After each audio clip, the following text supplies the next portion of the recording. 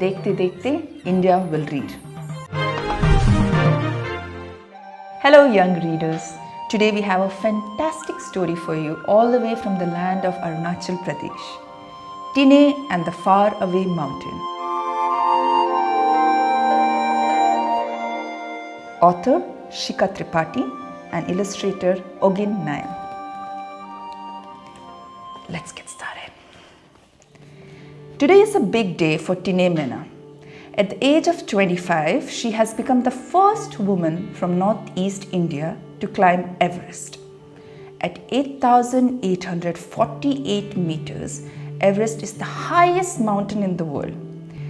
It's as high as 5,000 men who are 6 feet tall, standing on top of each other. This is the story of Tine's journey, a girl who loves to climb mountains. Whoosh. Whoosh.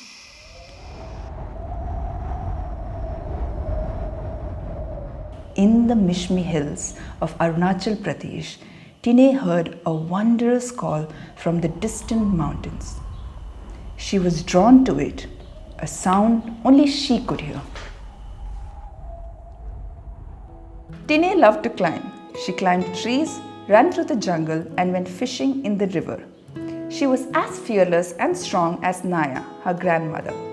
If Tine fell down, Naba, her father, would tell her to get up and carry on. Tine and her younger sister, Soni, loved eating apples, oranges, and berries from the forest. They spent long days lying under the sun. Tine would smile. What a wonderful life. But one day, Tine's world turned upside down.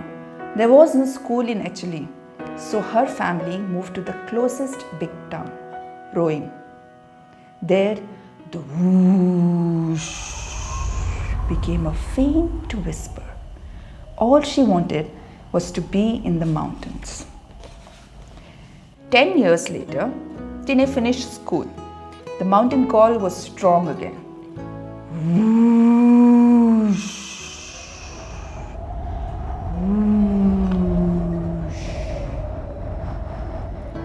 To be close to her mountains, Tine applied to be a porter for an army expedition. She could carry heavy loads and march for days shoulder to shoulder with others. But there was one small problem. Women were not allowed to be porters. But did that stop her? Of course it didn't. Tine dressed as a boy and began working. She would carry nearly 25 kilos every day. It took a week for everyone to realize that she was a girl disguised as a boy. Tine was scolded for breaking the rules. But she could work as much as the boys and knew the route better than anyone. So the officers agreed to let her continue working. Her act would later help lift the ban on female porters. Tine worked hard and became a coordinator, someone who plans mountain trips. That's when she met Dr. Romeo Mete, the leader of an expedition. I must say that you have all the makings of a naturally gifted climber, he said. You have the build, the strength, and the determination. Now all you need is technique. Dr. Mete became her mentor and Tine began her training. But it was when Tine saw The Race for Everest, a film about the first climb of Mount Everest, that she heard about her dream mountain. The whoosh became a roar. Climbing Mount Everest became Tine's dream. Finally, Tine left for Nepal. She was anxious but determined. At the Everest base camp, it was cold and the air thin. After her training, Tine began her climb with Shering Sherpa. The climb was divided into 4 sections so climbers could rest at different camping points and continue to the top over a few days. By the time Tine and Shering Sherpa reached the second camp, the weather had worsened.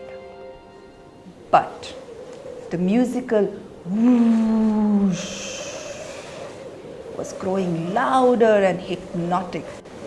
"Do you want to go ahead?" Shering asked. "I don't think I will get another chance to do this," Tine said. Somehow, they reached their final camp, but the wind blew their tent and supplies away. They found another tent in which they took shelter. No walkie-talkies, no medicines.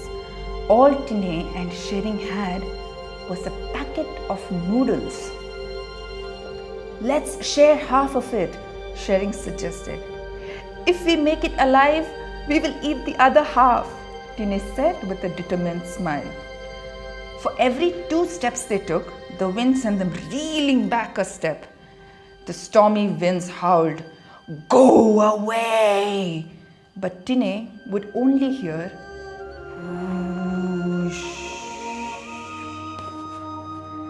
With new resolve, they fearlessly began the last push to reach the top. At 10:45 a.m. on May 9, 2011, Tine summited the highest mountain in the world. The young girl who loved to climb trees had climbed to the top of the world. She had found a faraway mountain and was one with the sound that had called her all her life. Whoosh. She dances with her beloved mountain. And that was the story of Tine Mena and how she climbed the Mount Everest. Now let's read a little bit about Tine Mena, the mountaineer.